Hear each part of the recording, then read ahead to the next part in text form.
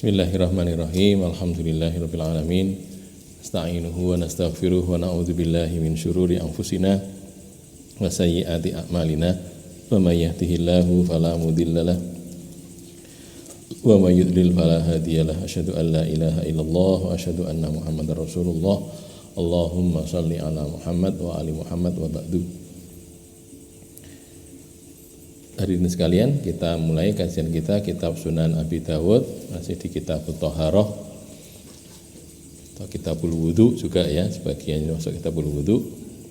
Bab yang ke-55 sekarang babun fil istinsar, bab tentang istinsar, mengeluarkan air dari hidung. Saya ulangi lagi pembahasan kita dulu bahwa istinsar itu mengeluarkan air, kalau istansyaqa itu memasukkan air. Tetapi dua kata itu masing-masing saling bertukar ya. Kadang-kadang istinsyak dipakai untuk menunjukkan memasukkan dan mengeluarkan, istinsar juga begitu, memasukkan dan mengeluarkan. Atau berkebalikan, istinsar tapi maksudnya memasukkan, atau istinsak tapi maksudnya mengeluarkan. Jadi pada prinsipnya kadang-kadang disebut dengan istinsak, kadang-kadang disebut dengan istinsar. Amalannya sebenarnya satu rangkaian, memasukkan dan mengeluarkan air dari hidung. 140 qala hadatsana Abdullah bin Maslamata qala an Malikin qala an Abi Zinadi qala anil A'raji qala an Abi Hurairah radhiyallahu anhu anna Rasulullah sallallahu alaihi wasallam qala, Rasul bersabda, idza tawaddaa ahadukum, apabila berwudu salah seorang di antara kalian, falyaj'al fi anfihi ma'an, maka hendaklah dia menjadikan pada telinga atau hidung, pada hidungnya ma'an air, summa liyansur, kemudian hendaklah dia mengeluarkannya, mengambil air dengan tangan atau langsung sedot gitu lalu dikeluarkan lagi. Di sini sahih, diriwayatkan juga oleh Bukhari dan Muslim. Ini khusus yang Bukhari Muslim saya kasih cetak tebal itu ya, pakai bold itu. Yang lainnya juga banyak, ada sunan saya di Sunan Abi Dawud, ada Sunan Nasa'i, Sunan Ibnu Majah, Muwatta Malik dan yang lain-lain ya. Itu udah keterangannya ada di situ.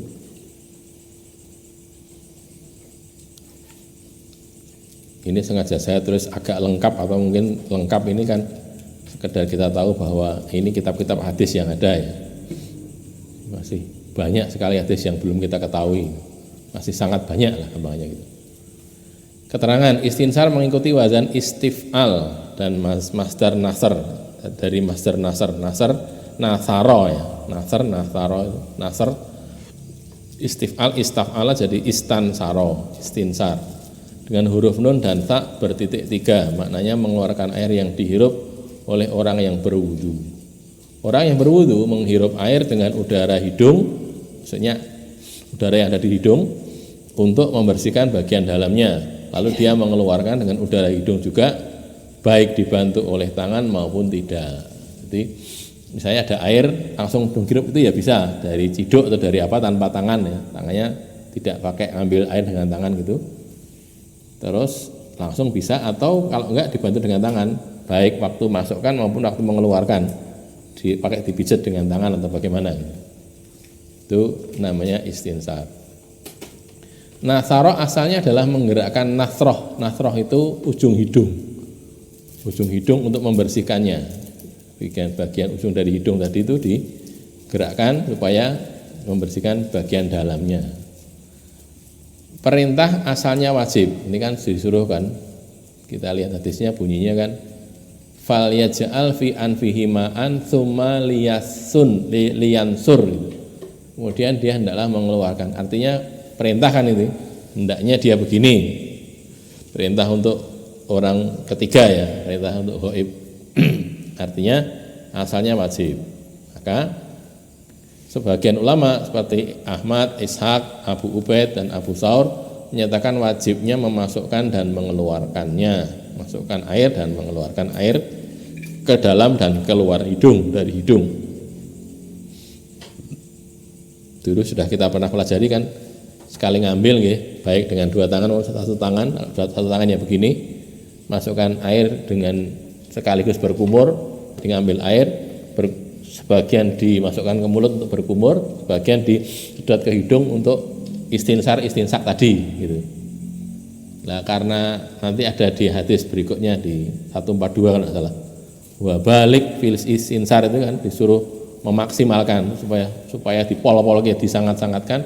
Kadang-kadang karena sangatnya itu terus naik sampai ke atas terus agak pusing kan kita. Kalau air masuk ke hidung kan agak pusing, enggak apa-apa, itu sekedar dampak saja itu. Sampai begitu artinya kadang-kadang kebablasan sampai gitu, tapi enggak apa-apa, itu tetap boleh. Tapi kalau pas tidak puasa, soalnya kalau puasa batal puasanya, nanti kan masuk ke dalam. Kalau kita pusing itu artinya ada yang masuk itu. Ada yang masuk berarti kan batal puasanya. Makanya kalau puasa jangan balik fil istinsari illa antakuna soiman. Di hadis nanti kita baca di hadis berikutnya ya. Ulama lainnya, ini kan ulama yang sebagian ulama ini mengatakan wajib ya. Ulama lain menyatakan bahwa perintah ini bermakna nadab, mandub, sunnah berdasarkan hadis riwayat At-Tirmidzi yang berisi perintah Nabi kepada orang Arab dusun, Arab Badui untuk berwudu, Arab itu ya, orang Arab sebagaimana diperintahkan oleh Allah pada ayat tentang wudu, dan tidak ada penyebutan istinsyak dan istinsar di sana. Kalau kita lihat lagi ayat tentang wudu itu kan surat Al-Maidah ayat berapa? 6 ya. Coba kita cek saja nggih. Yang ada mushaf silakan dicek. Idza qumtum ila sholati faghsilu wujuhakum wa aydiyakum. Surat Al-Maidah surat yang kelima ayat yang ke-6 itu kan. Ya ayyuhalladzina amanu, wahai orang-orang yang beriman, idza qumtum ila shalah, ketika kalian berdiri untuk salat, maksudnya hendak salat, bukan ketika sudah berdiri, ketika hendak salat, faghsilu wujuhakum, maka basuhlah wajah kalian, wa aydiyakum, dan dua tangan kalian, ilal marafiq, sampai siku. Sikut kalau bahasa Jawa, sikut kalau bahasa Indonesia siku. Bukan siku-siku loh ya, siku-siku lain lagi. Wa in kuntum junuban, dan jika kalian junub fattoharu balik ya. Wa musahu biru usikum wa arsulakum ilal ka'bain, dan usaplah kepala kalian dan dua kaki kalian, maksudnya basuhlah dua kaki kalian ilal ka'bain, sampai dua mata kaki. Orang Arab itu di hadis riwayat Tirmidzi ini suruh Nabi ini loh, kamu kalau mau wudu kayak gini. Artinya di sini kan nggak ada sebutan tamat mado apa berkumur, nggak ada sebutan istinsak, nggak ada sebutan istinsar gitu kan. Berarti itu tidak wajib, gitu loh. Dipahami begitu ya. Ya pemahaman memang, pemahaman itu wajib wajib ya tergantung kalau ini hanya diambil sini saja kayak Imam Ahmad dan yang lain-lainnya yang mengatakan wajib. Tapi kalau enggak, lah ayatnya enggak bilang gitu loh. Ayatnya kan cuman ini saja. Yang pokok itu kan wudu itu membasuh wajah, dua tangan sampai siku, mengusap kepala dan membasuh kaki. Yang pokoknya memang itu memang. Tidak ada yang lain. Pokoknya itu. Maka kalau yang sampai kepada saya menurut guru-guru saya itu ya kedudukannya nadab sunnah bukan wajib. Jadi misalnya tidak melakukan itu juga nggak apa-apa, karena memang ulama sendiri berbeda pendapat. Gitu. Bila tidak sedang berpuasa, dianjurkan untuk beristinsyak dengan maksimal. Ini yang disabdakan oleh Rasulullah, lihat hadis 142 nanti sesudah ini. Dan maksimalkan dalam istinsyak kecuali ketika kamu tidak sedang puasa. Tidaknya keliru nggih, salah nggih. Tolong dicorek saja itu. Kecuali ketika kamu sedang berpuasa, salah tulis, tidaknya dihapus saja. Ya, nanti 142 ya, ini baru 140 kan.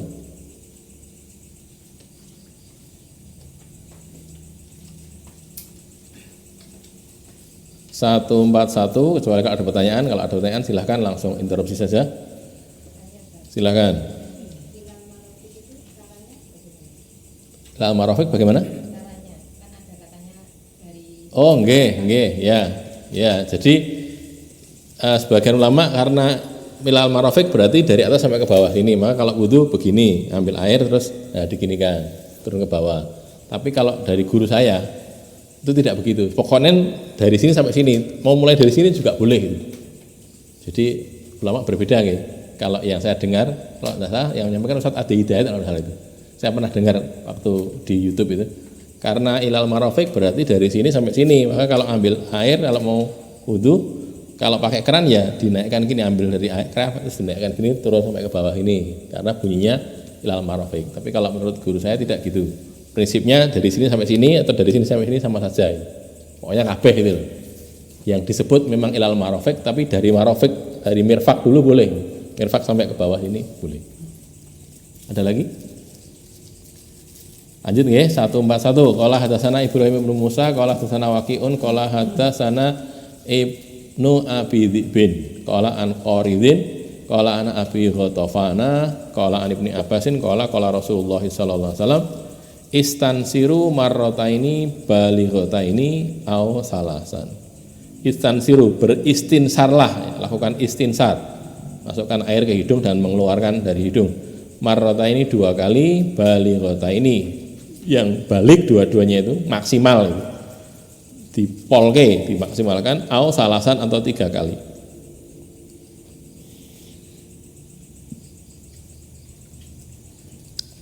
Batas jumlah istinsar itu 3 kali, batas maksimal maksudnya paling banyaknya 3 kali. Tidak disebutkannya mubalaghah, memaksimalkan atau mengoptimalkan itu seakan-akan karena kali yang ketiga itu menduduki posisi pemaksimalan 2 kali. Jadi yang ketiga itu kan ini istinsar 2 kali maksimal atau 3 kali.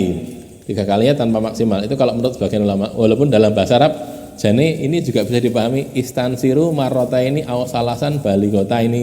Balighah itu ya bisa, tapi kan di sini kan bunyinya balighataini masalahnya ya. 2 yang balik. 2 yang balik, yang pol itu 2 kali. Terus atau 3 kali, maksudnya gini, nek 2 kali balik semua, maksimal semua gitu loh. Yang 3 kali biasa enggak apa-apa, itu gitu. Dipahami seperti itu nggih. Maka tidak disebutkannya mubalaghah untuk yang ketiga itu karena kali yang ketiga itu menduduki posisi pemaksimalan 2 kali.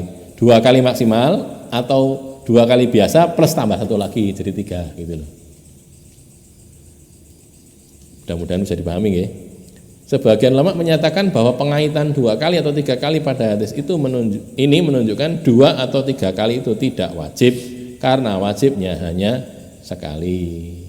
Ini sudah sering saya sampaikan, prinsipnya wudhu itu batas wajibnya 1 kali, batas jawaznya 3 kali, bisa 1 kali, bisa 2 kali, bisa 3 kali. Khusus untuk membasuh kepala memang dikenal cuma sekali saja. Membasuh toh, mengusap kepala itu dikenal cuma sekali saja karena beberapa kali kita baca di hadis kan juga gitu nih. Yang ada yang 2 kali tapi dhaif. Jadi kalau untuk mengusap kepala memang cuma 1 kali saja. Tapi kalau yang lain-lain bergumur, istinsar, kemudian tangan, kemudian kaki, apalagi sudah itu ya itu 3 kali boleh atau 2 kali juga boleh. 1 kali ya boleh. Minimal 1 kali. Sebagian ulama lainnya menyatakan wajibnya 2 kali atau 3 kali sembari memaparkan dikhususkannya istinsak dari keumuman kewajiban wudhu sekali. Jadi kalau sebagian ulama lain ini kan yang pertama batas wajibnya 1 kali, yang lainnya sunnah. Nah, yang ulama lain tidak, ini sengaja dikeluarkan dari umumnya urusan wudhu yang bisa sekali, bisa 2 kali, bisa 3 kali gitu. Nah ini khusus yang ini itu 3 kali atau 2 kali gitu. Jadi karena bunyinya hadisnya kan bunyinya balighataini nggih. Istansiru marrataini balighataini. Istinsarlah 2 kali yang balik, yang ngepol, yang maksimal dan atau 3 kali tanpa sebutan maksimal. Jadi 2 kali atau 3 kali. Kalau 2 kalinya maksimal, maka sebagian memahami ini berarti orang ini dikecualikan khusus gitu loh. Kalau istinsak khusus itu 3 kali memang, tidak cuma 1 kali. Wallahu a'lam bishawab. Lah mana ya? Terserah panjenengan yang diyakini yang mana itu saja. Prinsipnya kan nganggo dalil nggih, nganggo dalil beda ora apa-apa, ora masalah. Aku kurang puas ora ping 3 tok, ping 4, lah malah ora oleh. Lho kan ora oleh. Lah iki bukan puas-puasan kok. Wudu sampai berember-ember gitu kan ya. Lalah di tempat yang banyak airnya, Cokro Tulung misalnya sana atau di sini, kalau di sini di daerah mana? Martani itu ya, Moso Mino Martani, Taru Martani. Tirto Martani ini Tirto apa? Kali Tirto. Kali Tirto. Maksud gitu kan biasanya airnya banyak. Ya walaupun banyak, wudu kan masalahnya ibadah gitu loh. Ibadah iki ora puas-puasan ning ngikuti Nabi, ngikuti Nabi. Ada pertanyaan? Berikutnya agak panjang nih hadisnya. Barangkali ada. Baik, 142. Qala hadatsana Qutaibah bin Sa'idin fi akharin. Ada orang-orang yang lain, maksudnya di rawi-rawi yang lain, qalu mereka berkata, hadatsana Yahya ibnu Sulaim an Ismail ibni Katsir an Asim ibni Laqid ibni Sabrah, Asim bin Laqid bin Sabrah an abihi, dari bapaknya yakni Laqid bin Sabrah. Badalnya ya abihi, siapa bapaknya itu? Laqid ibni Sabrah, Laqid bin Sabrah. Qala dia berkata, kuntu wafida Banil Muntafik, saya itu jadi wafid itu tamu Bani Muntafik. Au fi wafdi Banil Muntafik, atau saya bersama tamu Bani Muntafik. Jadi Bani Muntafik jadi delegasi, jadi tamu bertamu kepada Rasul gitu loh. Bukan tamu itu tuan rumahnya Bani Muntafik, bukan. Dia jadi yang jadi tamu wafida Bani Muntafik. Ila kepada lah ini kan. Ila kepada Rasulullah sallallahu alaihi wasallam. Jadi datang bertamu ke rumah Nabi sallallahu alaihi wasallam. Qala berkata si Laqid bin Sabrah ini, falamma qadimna, tatkala kami datang, kami tiba, kami datang ala kepada Rasulullah sallallahu alaihi wasallam, datang ke Madinah, ketemu dengan Nabi, ke rumah Nabi lah ya, ke masjid. Rumah Nabi kan mepet masjid.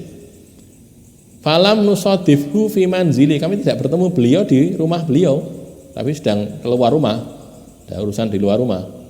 Tidak ketemu Nabi. Wa sadafna Aisyata, kami ketemu dengan Aisyah Ummul Mukminin, ibunya orang-orang beriman. Jadi yang ada di rumah itu Aisyah radhiyallahu anha. Qala si Laqid berkata, fa amarat lana bi khaziratin. Fa amarat, maka dia Aisyah memerintahkan lana untuk kami bi khazirah. Memerintahkan di sini maksudnya nyuruh budaknya atau pembantunya, itu pelayannya ya. Khazirah itu daging kecil-kecil, daging yang dipotong kecil-kecil terus dimasak gitu. Di bawah ada ya di keterangan di halaman berapa itu? Halaman 5, halaman 4. Khazirah adalah daging dipotong kecil-kecil lalu dituangkan air yang banyak padanya lalu dimasak. Ketika sudah matang dibubuhkan tepung yang sudah ditumbuk halus padanya. Ya, rasanya kayak ngopo nggih. Ora tahu masalahnya ya. Makanannya beda dengan kita itu. Ya, harusnya ya enak wong daging ya. Tapi mungkin karena tidak biasa saja kita mungkin beda. Jadi biasa disuguh begitu. Nah ini termasuk suguhan istimewa untuk tamu. Fasuniat lana, lalu dibuatkan untuk kami. Aisyah nyuruh untuk dibuatkan gitu, terus dibuatkan. Wa utina bikinain, dan kami diberi kina. Walam yakul Qutaibah al-kinaa, tidak mengucapkan al-kina. Kina itu apa toh? Wal kina'u at-tabaku fihi tamrun. Kina itu tobak, bak itu baki, beri itu ya. Baki, fihi padanya itu ada tamar, ada kurma. Baki yang ada kurma di atasnya itu. Jadi untuk wadahi kurma. Maksudnya sebenarnya disuguh kurma tapi pakai baki gitu. Sumaja'a, kemudian datang Rasulullah SAW, faqala, lalu Rasul bersabda, hal asabtum syai'an, apakah kalian sudah mendapatkan sesuatu? Maksudnya sudah disuguh, sudah dikasih suguhan kalian, au umira lakum bisyai'in, atau sudah diperintahkan untuk kalian sesuatu? Artinya sekarang belum disuguh tapi masih proses gitu, dimasak nih gitu, urung rampung gitu, masih disiarkan apa gitu? Sudah begitu atau belum? Ini kan tamu-tamu Rasul kan ya. Tapi tanya dulu, sudah disuguh belum? Sudah makan belum? Atau sudah disiapkan suguhan belum? Gitu. Qala, Laqid menjawab, kulna, kami menjawab, na'am ya Rasulullah, sudah ya Rasulullah. Sampun.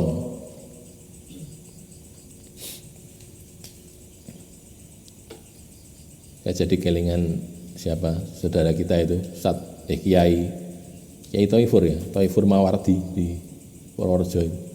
Pokoknya kita kalau ke sana itu disuguh makan. Baru terakhir kemarin itu tidak. Waktu terakhir kita ke sana masih bersama Ustadz Mudakir sama Ustadz Abu Bakar Basir sama dua putranya itu ya. Ustadz Rosid dan Ustadz Iim, Ustadz Abdul Rahim. Berapa bulan yang lalu seingat saya. Mungkin sudah setahun lebih ding ya. Sudah setahun lebih yang lalu. Itu baru kali itu tidak. Dulu ya biasanya gitu. Biasanya kalau kita datang ke sana mungkin karena pekewoh ya kan sudah ustadz ini Pak, kiai-kiai. Kalau dulu kita ke sana anak-anak muda itu kalau ke sana mesti disuruh makan dan nasinya diambilkan. Nah itu susahnya itu. Segone dijikoke itu. Lawin jikok dhewe segone dijikoke itu bukan karena sedikit, banyaknya itu masalahnya itu. Jadi banyak sekali nasinya itu dan harus habis. Begitu habis jikoke nih. Waduh, carane ngene iki ya bedeteng ora kuat. Pun Pak Kiai, ngapusi kowe, mesti kowe luwe. Nah gitu. Kamu tuh bohong. Dari Solo mesti lapar kamu. Jadi kita sampai punya tradisi anggar arep rono didhawuhi ke sana entah apa nyampaikan apa dari ustadz itu ya. Didhawuhi sana wis poso sik ya sama amsik. Mangkat kira-kira pas luwe-luwene tekan kono gitu. Karena kalau sudah kenyang mesti jadi masalah itu nanti. Kalau kita tidak makan dimarahi.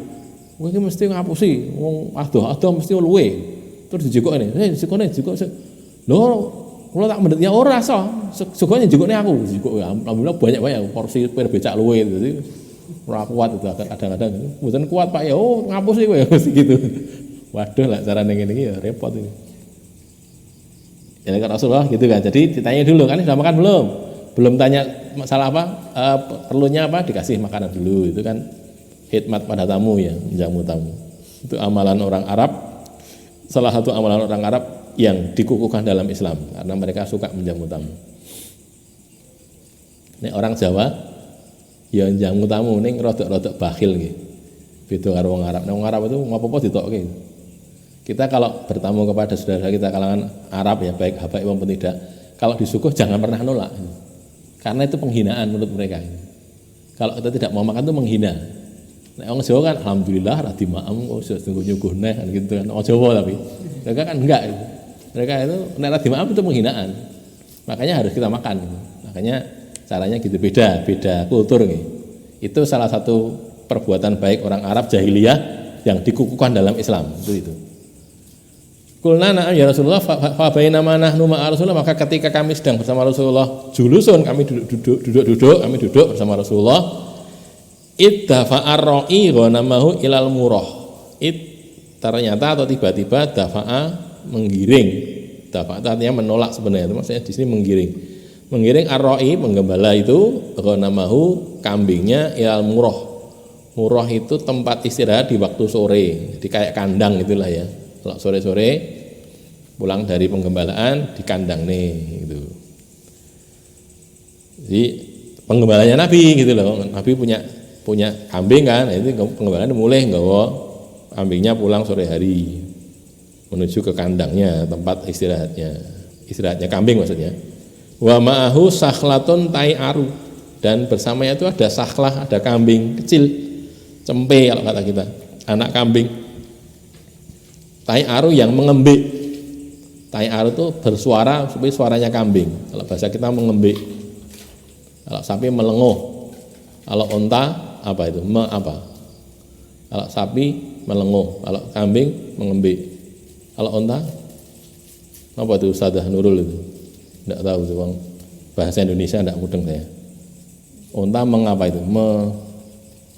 Bersuara gitu ya. Pokoknya suaranya unta. Karena wong tua ning Indonesia eneng kok gitu. Mengapa ora eneng? Ngene eneng unta nggih.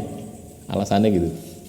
Faqala ma walatta ya fulan. Apa yang kau lahirkan? Maksudnya kau lahirkan itu apa yang kambingmu itu ngelahir apa?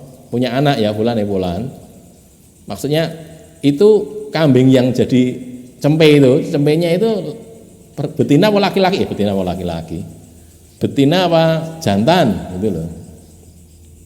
Ditanyain Nabi, itu cempe ini betina apa jantan? Qala bahmah. Dia mengatakan bahmah, betina.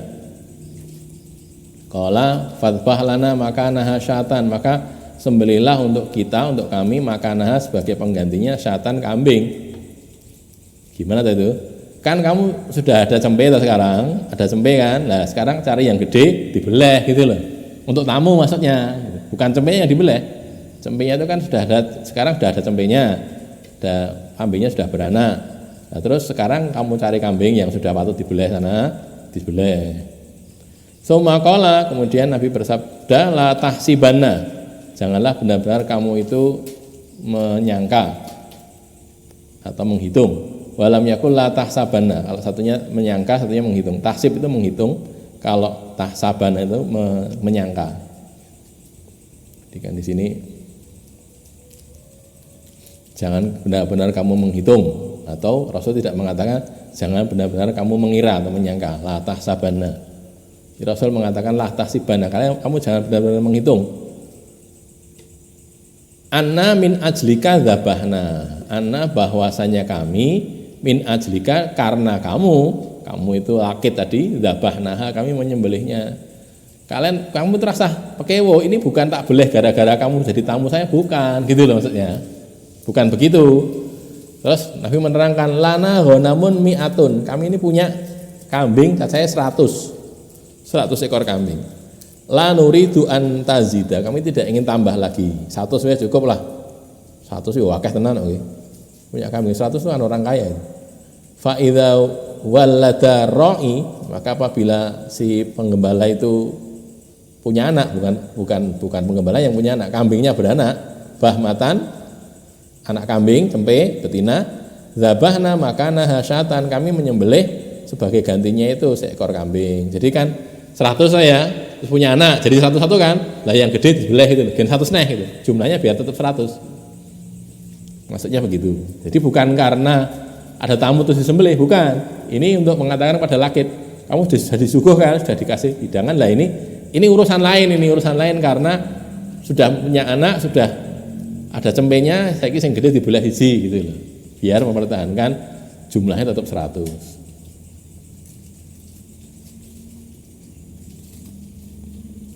Qala berkata Lakit ini, sekarang Lakit bin Sobroh tanya, kultu aku bertanya, ya Rasulullah, wahai Rasulullah, innali imro'atan, sesungguhnya saya itu punya istri. Di sini li kepemilikan nggih, saya punya imro'atan istri. Wa inna fi lisaniha syai'an, dan dalam lisannya, pada ucapannya, omongannya itu, lisan itu artinya lidah, cuman di sini maksudnya omongan, ucapan. Syai'an sesuatu, yakni al-badza'a. Badza itu kata-kata kotor atau kata-kata keji, suka ngomong yun sewu, miso-miso barangkali gitu, miso-miso atau omongan kotor, jorok, jelek gitu. Kala Nabi menjawab, ada lapor itu Nabi bersabda, fatolikha idzan, ya ceraikan saja dia. Kamu punya istri berkata kotor gitu, karena ini tidak mau, dinasihati nggak mau, ya sudah ceraikan saja. Itu Rasul mengatakan begitu. Kala Lakit menjawab, qultu ya Rasulullah, wahai Rasulullah, inna laha suhbatun. Dia itu punya persahabatan, artinya dia bersahabat dengan saya itu sudah lama, jadi istri saya sudah lama. Waliya minha waladun, dan saya punya anak dari dia. Dia melahirkan anak saya itu. Jadi kan punya istri kemudian punya anak kan dari suaminya tadi. Allah Rasul mengatakan famurha yakul, maka perintahlah dia supaya mengucapkan famurha, maka perintahlah dia, famurha, maka perintahlah dia, perintah supaya taat gitu loh, taat pada suaminya. Kandhani jangan berkata kotor, jangan berkata keji, supaya taat. Yaqulu, Nabi bersabda, idha, maksudnya nasihatilah dia. Murha di sini idha. Fa iyyaku fiha khairun fasataf'al. Maka jika dalam dirinya itu ada kebaikan, fa iyyaku, maka jika ada fiha padanya, pada si istri tadi, khairun kebaikan, fasataf'al, maka dia akan mengerjakan. Sudah suruh saja, suruh supaya berbuat baik, berkata baik, tidak berkata keji, berbuat ma'ruf gitu. Kalau dia punya kebaikan, dia akan melaksanakan. Wala tadrib dho'inataka, dan kamu jangan memukul dho'inah kamu, istri kamu. Nanti ada keterangan di bawah ya. Kador bika umayyataka, sebagaimana pukulan kamu terhadap budak perempuan kamu. Istri itu bukan budak. Kalau dipukul ya jangan kayak memukul budak gitu. Fakultu, maka aku berkata, ya Rasulullah, wahai Rasulullah, akhbirni anil wudu. Lah ini yang berkaitan dengan babnya, cuma belakang ini saja. Jadi dawa banget. Yang penting burine tok. Ini kalau untuk bab ini loh nggih, tapi kan isinya banyak. Akhbirni anil wudu, beritakan padaku tentang wudu ya Rasulullah. Bagaimana wudu itu ya Rasulullah? Atau beritahukan pada kami tentang wudu. Kalau Rasul menjawab asbiril wudu'a, sempurnakanlah wudu itu. Asbir itu ya, sempurnakan. Wa khallil bainal asabi, dan sela-selailah di antara jari jemari. Sela-selai jari tangan, jari kaki itu disela-selai. Jari tangan dengan jari tangan yang lain, jari kaki dengan jari tangan. Jadi jari tangannya digunakan untuk nyela-nyelai jari kaki. Wa balik fil istinsyaki illa antakuna shaiman, ini ya. Wa balik, dan sungguh-sungguhlah, bermaksimalkanlah ya, bersungguh-sungguhlah fil istinsyak, dalam soal istinsyak, memasukkan air ke hidung dan mengeluarkannya, illa antakuna shaiman, kecuali ketika engkau dalam keadaan puasa. Kalau puasa jangan balik, nanti enggak kebablasan masuk ke kerongkongan atau ke tenggorokan, terus jadinya batal puasanya.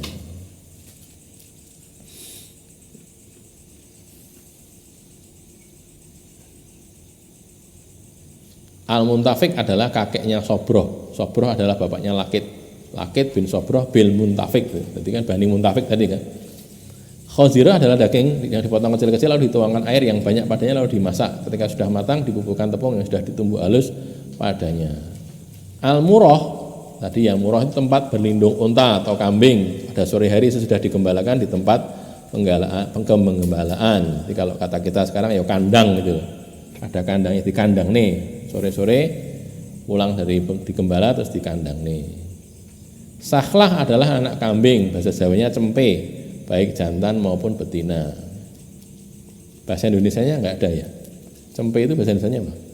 Anak kambing. Belut bahasa Indonesianya anak kuda. Tai aru maknanya mengembik, suara yang dikeluarkan oleh kambing, domba dan sejenisnya. DS itu dan sejenisnya gitu ya. Bahma adalah nama untuk betina, makanya maknanya anak kambing itu berkelamin betina.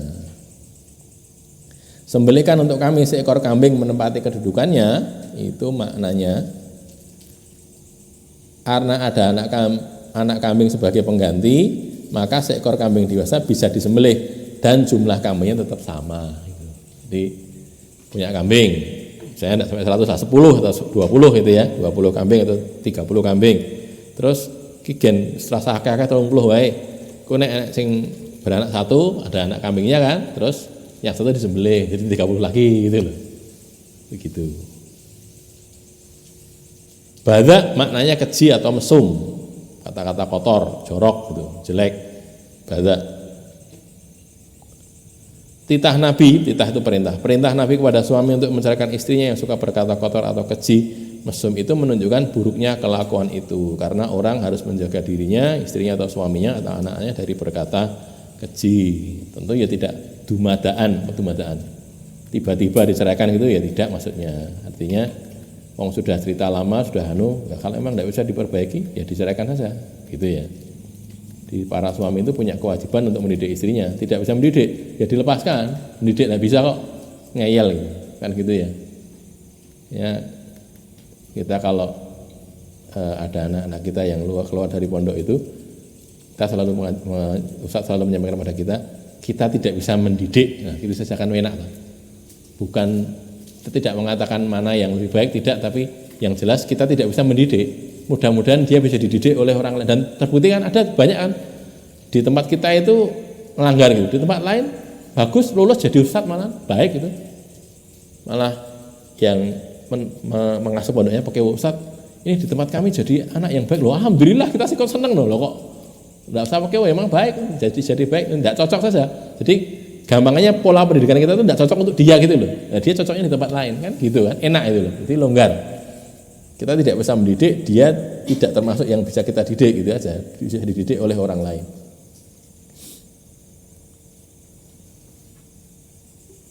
Titah Nabi, suruhlah dia, maknanya suruhlah dia supaya menaati kamu. Tadi kan, famurha tadi kan, perintah dia, suruh dia supaya menaati kamu dan tidak memaksiati kamu dalam kebaikan.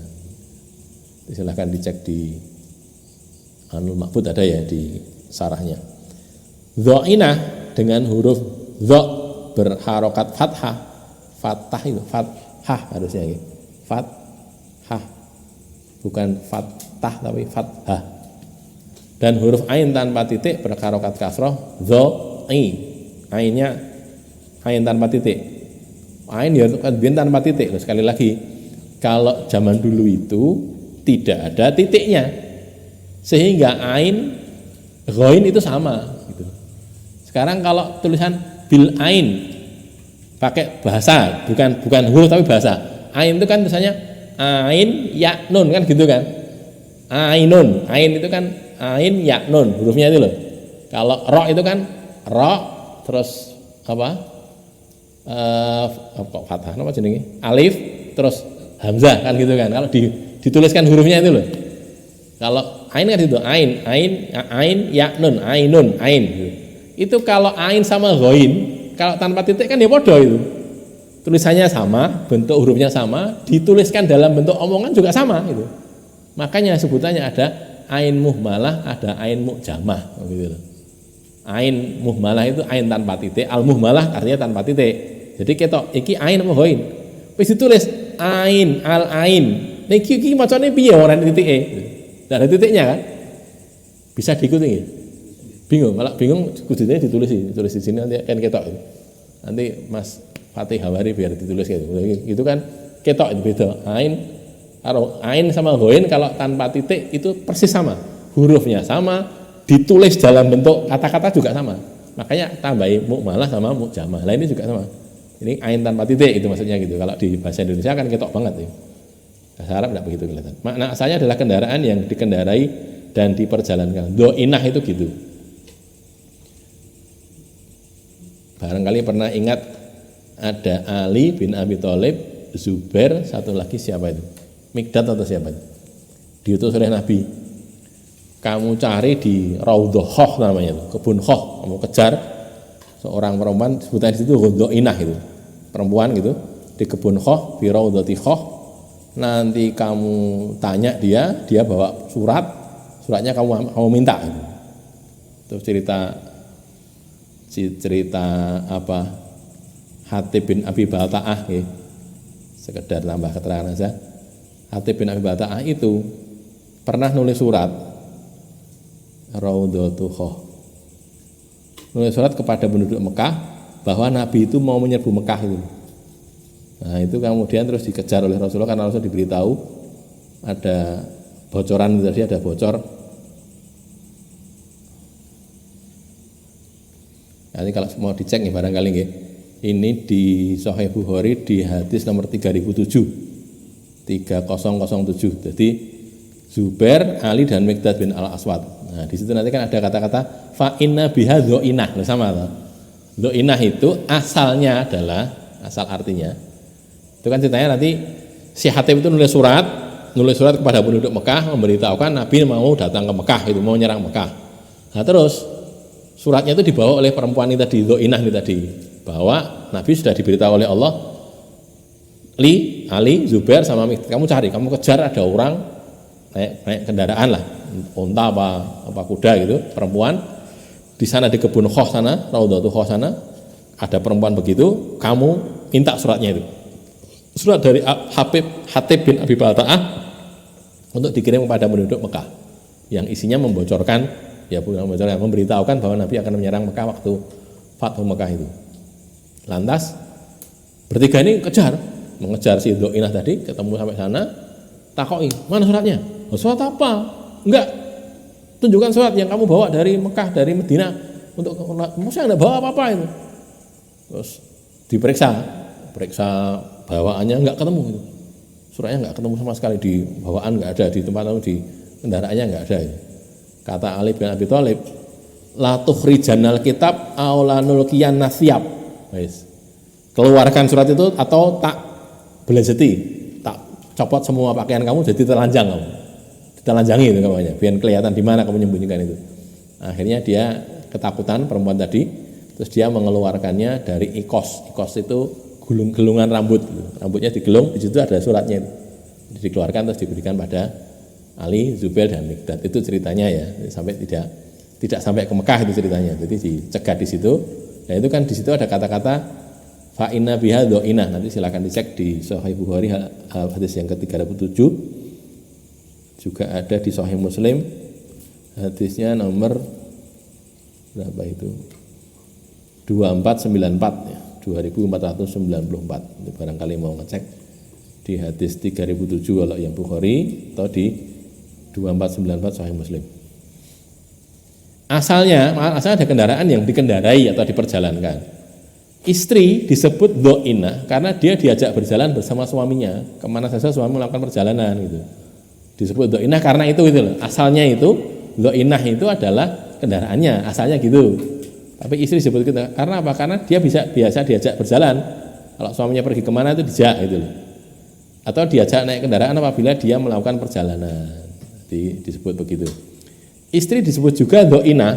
Ini kalau masalah bahasa ya. Istri juga disebut dhainah karena dia diperjalankan atau diajak pergi ke rumah suaminya. Dhonu itu, dha'ana, dha'nun itu maknanya dhihab. Dha'nun ay dhihabun, pergi. Jadi kalau hitungannya dohirnya kan begitu, kalau seorang suami dia memperistri seseorang, ya istri kan dia bertanggung jawab menyiapkan perluannya kan kebutuhan pokoknya, sandang, pangan, papan gitu kalau bahasa kita. Berarti kan juga menyiapkan rumah juga, makanya diajak pergi ke rumah suaminya. Dikatakan juga bahwa dhainah adalah perempuan yang berada dalam sekedup. Sekedup itu apa? Rumah-rumahan di atas punggung unta itu loh. Ya kalau ada unta, supaya pengendaranya itu tidak kehujanan, tidak kepanasan, dikasih kayak rumah kecil gitu di atas punggung unta itu. Rumahnya ya bentuknya ya karena untanya cuman enggak lebar-lebar, berarti kadang-kadang geser ke kanan, geser kiri, jadi kayak orang naik unta biasanya itu, tapi dia terlindung di situ. Kalau ditutup tirainya enggak kelihatan.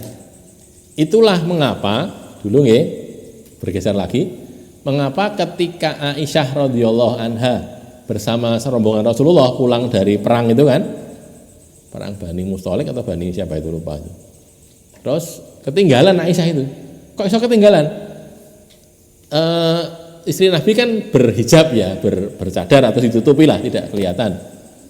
Itu ditutup semuanya, sekedupnya ditutup semuanya, dari segala arah ditutup. Terus modelnya kalau istirahat, terus sekedupnya diturunkan oleh orang laki-laki, sahabat Nabi lah ya, bagian menurunkan itu diturunkan bareng-bareng itu, turunkan ke bawah terus ditinggal. Karena mungkin dia mau keluar gitu kan, mau buang air atau mau apa gitu kan, keluar untuk keperluan atau sekedar ngisis gitulah ya mungkin. Karena istirahat, maka diturunkan, sekedupnya turunkan ke bawah terus ditinggal. Nah, ketika ditinggal ini Aisyah kemudian buang air, pergi ke tempat yang sepi gitu, buang air, agak lama barangkali gitu. Terus ketika Rasul mau melanjutkan perjalanan ini diangkat lagi naikkan ke atas unta. Karena Aisyah itu badannya kecil, kurus gitu, enggak gemuk, sehingga kata sahabat ini yang di riwayat hadis itu kan, Aisyah yang mengatakan, jadi karena saya itu kecil, kurus, sekedup itu diangkat, ada saya atau tidak itu meh podo gitu loh, foto itu meh podo, sehingga sahabat nggak tahu ketika angkat sekedup ini, iki ane Aisyah wara itu nggak tahu mereka, sehingga diangkat kayak ini dulu, onto terus mangkat itu saja. Aisyah tidak ada di situ, gitu loh, karena memang tertutup semuanya kan, dikira masih ada di situ, nggak ada di situ, akhirnya Aisyah ketinggalan. Itulah yang kemudian jadi hadisul ifki itu kan ya. Ceritanya Sofwan bin Mu'attal bagian garis belakang, bagian pasukan sapu jagat, sapu bersih itu, lihat kok ada orang di sana, duduk kayak orang, ternyata betul Aisyah. Langsung dia ngucap subhanallah kan gitu kan. Terus Aisyah disuruh naik ke untanya Sofwan mentun di depan tanpa menoleh sama sekali. Jadi Aisyah disuruh naik, disiapkan supaya bisa naik, sudah. Sofwan tidak melihat Aisyah sama sekali, cuma sekedar mempersilahkan aja, silakan naik. Kemudian sudah naik terus dituntun sampai ke Madinah. Sampai di Madinah difitnah, kan gitu kan ya, difitnah bahwa berbuat sesuatu dengan Sofwan bin Mu'attal itu kan ceritanya gitu. Baik, kembali sini dituturkan pula bahwa dhainah bermakna perempuan saja atau bermakna sekedup saja. Sekedup itu namanya dhainah, perempuan juga bermakna disebut dengan dhainah. Saja itu karena tanpa sekedup itu. Ini kan tadi kan yang depan perempuan di dalam sekedup itu namanya dhainah. Kalau yang lain tidak, dhainah itu ya perempuan itu, atau dhainah itu ya sekedup itu gitu. Jadi bisa untuk mengatakan sekedup, bisa untuk mengatakan perempuan. Umayyataka, tadi kan kadorbika umayyataka tadi. Itu umayyah adalah bentuk tasghir dari amah. Amah itu kan budak perempuan nggih. Tasghirnya umayyah. Kayak abdun jadi ubaid, nah, gitu ya. Ubaid itu kan bentuk tasghirnya. Di dalam larangan memukul istri seperti memukul budak terkandung isyarat lembut untuk memukul istri, justru begitu ketika tidak mau menerima nasihat. Akan tetapi pukulannya haruslah pukulan yang tidak membahayakan, gitu kan. Jadi kan la tadrib, kita lihat hadisnya lagi nggih. La tadrib dho'inataka kadorbika umayyataka. Kamu jangan memukul istrimu seperti pukulan kamu kepada budakmu. Kalau la tadrib dho'inataka saja tanpa ada kadorbika umayyataka itu berarti mana enggak boleh mukul. Tapi karena ada kadorbika umayyataka berarti malah boleh mukul, gitu loh. Jadi imak latif apa isyarat yang lembut, sindiran yang lembut. Boleh, memang betul kan? Kita dapati di ayat kan memang boleh dipukul. Ketika apa tentunya ya, ketika terjadi sesuatu. Nah, tadi tidak mau menerima nasihat tapi pukulannya haruslah dzarban ghairu mubarrihin, itu kalau dalam bahasa fikihnya pukulan yang tidak membahayakan. Sakit ya sakit tapi tidak membahayakan. Paling juga cuman memar sedikit tapi nanti hilang lagi gitu. Tapi sakit iya tapi tidak membahayakan. Jangan pukul dengan pukulannya kungfu. Ini pukulan apa itu? Pukulan pati geni. Kalau coro taekwondo pakai delio cagi itu tendangan memutar, ya istrinya ya masuk rumah sakit kalau gitu caranya ya. Tidak boleh mukul gitu, tidak boleh di tempat-tempat yang vital, tidak boleh tempat-tempat yang bukan vital saja. Suami berkewajiban mendidik istri serta mengingatkan istri bila melakukan maksiat dengan cara menasihatinya, memisahi ranjangnya dan memukulnya sebagaimana termaktub dalam surat An-Nisa ayat 34. Ar-rijalu qawwamuna 'alan nisa bima faddalallahu ba'dahum 'ala ba'din wa bima anfaqu min amwalihim fasolihatu qanitatun hafizatun lil ghaibi bima hafizallah walai gimana itu? Walati takhafuna nusuzahunna fa'idhuhunna wahjuruhunna fil madhaji'i wadribuhunna fa in ata'nakum fala tabghu alaihinna sabila. Itu ya. Boleh memukul tapi dengan tadi aturan yang seperti itu. Kalau sekarang memukul kandaki polisi, suaminya mlebu penjara. KDRT. Nah, memukul istrinya padahal istrinya yang maksiat. Istrinya maksiat, dinasihati enggak mau, dipisahi orang aja enggak mau, dipukul, lapor nih polisi. Guru juga gitu. Teman kita itu kan ya, di Solo itu jadi guru. Ada muridnya itu celananya itu ngelewer gitu. Isbal itu. Terus ditendang sama gurunya tadi. Ditendang celananya. Iki katok kaya ngene iki. Didhuwurke yang menurut yang nendang tapi ya, yang nendang enggak kena kakinya, kena celananya. Yang ditendang memang dia memang sengaja nendang celananya bukan nendang kakinya. Nah terus anaknya itu lapor pada bapaknya polisi. Lapor pada bapaknya polisi, diperkarake. Apa istilahnya? Kekerasan kepada murid gitu. Uladalah sekarang kewalik-walik gitu. Ya begitulah keadaannya sekarang ini. Jadi saya tanya, lah memang jenengan ya memang nendang. Iya, saya nendang, tapi yang saya tendang itu celana, bukan kaki. Saya kan ketok kroso to nggih. Iki kena sikil kalau kena celana kan ketok gitu. Tapi anaknya itu ora trimo gitu. Maksa ditendang karo gurune diperkarake. Enggak tahu ceritanya gimana, kita sudah selesai, sudah cukup lama nih. Asbih maknanya menyempurnakan semua anggota wudu untuk dibasuh atau diusap dengan air, menunaikan hak seluruh anggota wudu, tidak meninggalkan fardu dan sunnah wudu. Ini namanya asbih. Asbaho itu begitu ya, menyempurnakan semua untuk dibasuh, diusap dengan air, menunaikan hak seluruh anggota wudu, tidak meninggalkan fardu dan sunnah. Fardunya dilaksanakan, sunnahnya dilaksanakan, itu namanya asbaho. Fa asbihil wudu gitu. Maka kembali ke tadi ya, walaupun itu sunnah, misalnya anggaplah tamat sama istinsak tadi sunnah. Ini nek pengen bagus ya asbigil wudu kan, ya dilakukan saja lah. Kenapa sih? Wong itu manfaat juga, itu manfaat untuk membersihkan juga. Menyela-nyelai jari jemari dilakukan terhadap jari tangan dan jari kaki. Jangan disela-selai gini, sela-selai gini kan ya. Kalau kaki juga sela-selai dengan jari juga. Jari kaki tangan kita dimasukkan ke di antara jari-jari kaki itu. Di dalam hadis terkandung dalil wajibnya menyela-nyelai jari tangan dan kaki. Ada kewajiban untuk itu. Istinsyak dilakukan secara maksimal kecuali bila pelakunya sedang berpuasa karena dikhawatirkan airnya masuk ke tenggorokan sehingga puasanya batal. Kalau masuk ke situ kan jadi batal, makanya tidak usah balik, ya istinsar tapi yang ringan saja. Kalau pas tidak puasa boleh sampai masuk nggak apa-apa, kan tidak puasa toh. Balik fil istinsari illa antakuna soiman. Kalau zaman kecil-kecil dulu kan angger poso kan senengane wudu ya. Jebule ngombe. Jadi wudu kemune ping 3 metune pisan tok ya.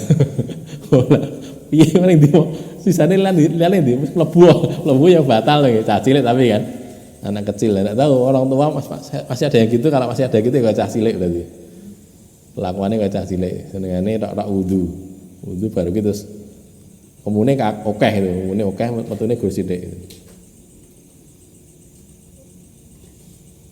At-Tibi mengatakan makna bahwa Nabi menjawab pertanyaan si penanya dengan sunnah-sunnah dalam wudu karena si penanya sudah mengetahui kewajiban yang harus dikerjakan dalam wudu. Jadi kalau gitu, ini semua yang diterangkan ini sunnah kalau menurut At-Tibi tadi. Balik fil istinsar itu juga sunnah. Istinsarnya saya juga sunnah, apalagi baliknya kan gitu kan. Itu ya, kayaknya ya memang berbeda pendapat ulama. Sekali lagi, anggaplah itu sunnah ya sudah, yang paling longgar saja itu sunnah. Ya kan kita disuruh asbigil wudu masalahnya. Ya sudah ditunaikan saja sunnahnya. Fardu dan sunnahnya dikerjakan semuanya. Tinggal 3 menit sampai jam 9, masih ada pertanyaan barangkali? Ini masih ada 2 hadis lagi. Tapi ini cuma cuman tambahan dari yang tadi. Saya bahasa agak cepat saja ya.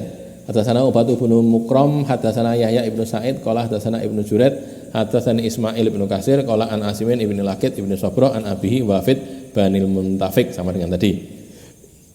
Tamu Banil Muntafik annahu ata, bahwasanya dia datang pada Aisyah fa dzakara maknahu, lalu dia menyebutkan semakna dengan hadis 142. Qala falam yanshab anjaa. Yanshab itu sama dengan yalbas. Tidak lama kemudian anjaa bahwa datang siapa Rasulullah SAW. Yataqallau yatakaffa'u, lah ini. Yataqalla itu. Ini kita baca keterangan langsung ya di halaman 6 itu.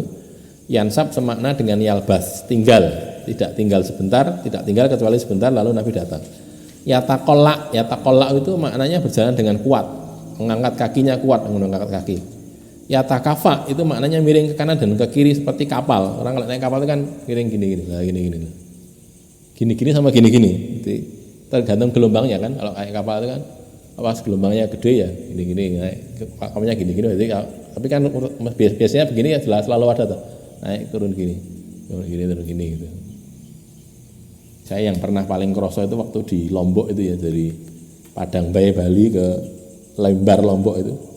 Jadi ndelok kan di dalam lihat jendela itu kadang-kadang airnya lurus ini, kadang-kadang miring gini, kadang-kadang gini. Nah, karena kapalnya yang miring gitu sebenarnya, bukan airnya yang miring. Permukaan airnya sama tapi kan kapalnya goyang-goyang kanan kiri. Jadi maksudnya Nabi itu kalau jalan, kalau tindak itu gitu loh, kuat, ngangkat kakinya tuh kuat, cepat gitu, cepat. Dan ya tadi karena cepat jadi kayak miring kanan miring kiri gini. Kemudian asidah mana tadi? Waqala asidatun makana khazirah, tidak khazirah tapi asidah. Asidah itu ya sama, tepung gandum yang diberi minyak samin lalu dimasak. Hampir sama lah, makanan yang hampir sama dengan khazirah. Bedanya cuma di situ tidak disebut, karena tidak disebut dengan khazirah tapi asidah. 144 qala hadatsana Muhammad bin Yahya ibni Faris qala hadatsana Abu Asimin qala hadatsana Ibnu Juraid bi hadzal hadis, sama dengan hadis ini qala fihi, dia berkata pada hadis tadi, idza tawadda'ta famatmit, apabila kamu berwudu maka berkumurlah, berkumur.